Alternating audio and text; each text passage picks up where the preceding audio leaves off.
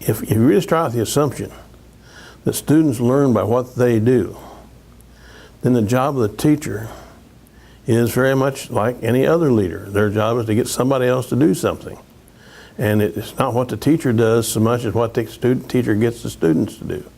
Another question I'm often asked is, what's the linkage or the connection between engagement and leadership?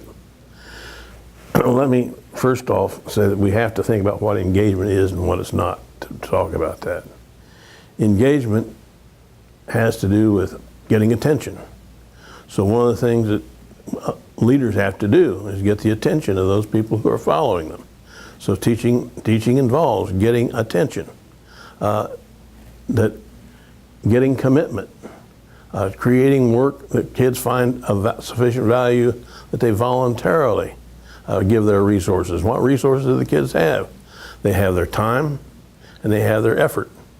And that we can command it, we can demand it, we can bribe them to give it to you, but we know that the quality of the learning that occurs when you voluntarily engage or pursue the activity is very different than the quality of the learning that occurs when you are bribed to do it.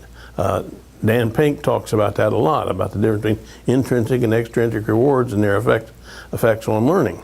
And nowadays we're talking a lot about 21st century learning, and the kind of thing that we're talking about when we talk about 21st century learning is very different than the low-level learning that we were willing to settle for in the 20th century.